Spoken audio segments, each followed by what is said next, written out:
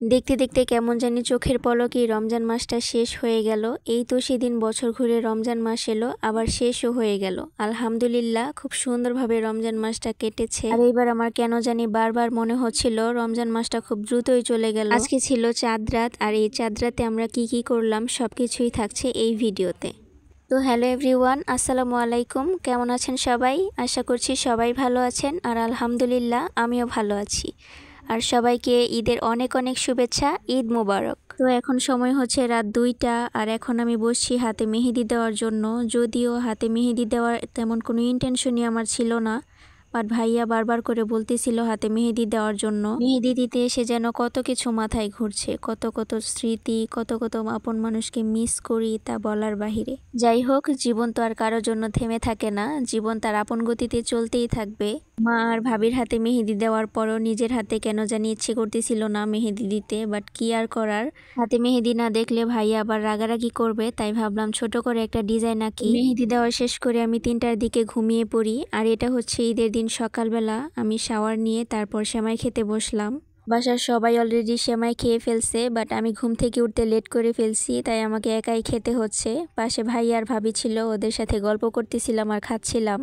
তো যাই হোক, সেমাই খাওয়া শেষ করে রান্নাঘরে গিয়ে দেখি মা আমাদের জন্য অনেক কিছু রান্না করতেছে। এখানে মুরগির মাংস ছিল, গরুর মাংস, ডাল, পোলাও, তারপর সালাদও ছিল।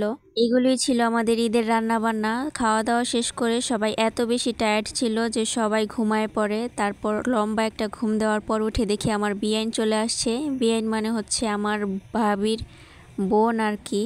ও হচ্ছে প্রতিবারই আমাদের বাসায় আসে ওর হাতে মেহেদি পরার জন্য। ওর আপু সবসময় ওর হাতে মেহেদি দিয়ে দেয়, অন্য কারো হাতে ও মেহেদি পরতে চায় না, তাই ওর আপুর কাছেই চলে আসে প্রতি বছর মেহেদি দেওয়ার জন্য। বেচারি মেহেদি পড়তে পড়তে পুরো ক্লান্ত হয়ে গেছে। ওকে আমি বলতেছিলাম ক্যামেরার দিকে তাকিয়ে একটু হাসো, বাট এতটাই ক্লান্ত ছিল একটুও হাসতে পারতেছিল না। আর আমি ওকে বিরক্ত করার জন্য ওর সামনে ক্যামেরা ধরে রাখছি, তাই ও আরো বেশি বিরক্ত হচ্ছিল।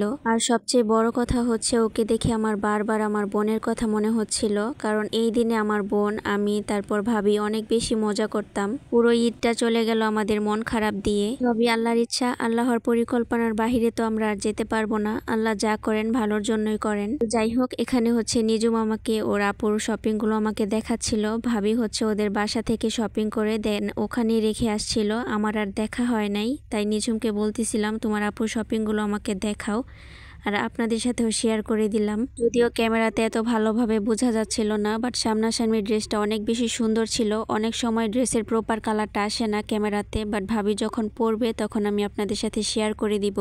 আর জামার মধ্যে পুরোটা স্টোনের কাজ করা ছিল, জুতা, তারপর হিজাব সবকিছুই ম্যাচিং করার কারণে দেখতে আরো বেশি ভালো লাগতেছিল। ভাবি পরার পরেও অনেক বেশি সুন্দর লাগছিল দেখতে। আমি একটু পরে আপনাদের সাথে শেয়ার করব। তো যাই হোক, এখন হচ্ছে সন্ধ্যাবেলা। মা, ভাবি, তারপর আমি সবাই মিলে বাদাম খাচ্ছিলাম আর গল্প করতেছিলাম। আর এটা হচ্ছে পরের দিন দুপুরবেলা, মানে ঈদের পরের দিন আর কি। ভাবি হচ্ছে ওদের বাসায় যাবে, তাই রেডি হচ্ছিল। মাশাল্লাহ, ভাবিকে দেখতে অনেক বেশি সুন্দর লাগছিল, সবাই মাশাল্লাহ বলে দিবেন। আর ওই দিন যেহেতু ঈদের পরের দিন ছিল, আমাদের বাসায়ও অনেক মেহমান আসছিল। আমার নানুর বাড়ি থেকে আমার মামা, মামি, তারপর নানু সবাই চলে যাচ্ছিল, তখন আমার ভিডিও করার কথা মনে হলো, ভিডিও ক্লিপ নিতে পারি নাই। আজকের ভিডিওটি ছিল এই পর্যন্তই।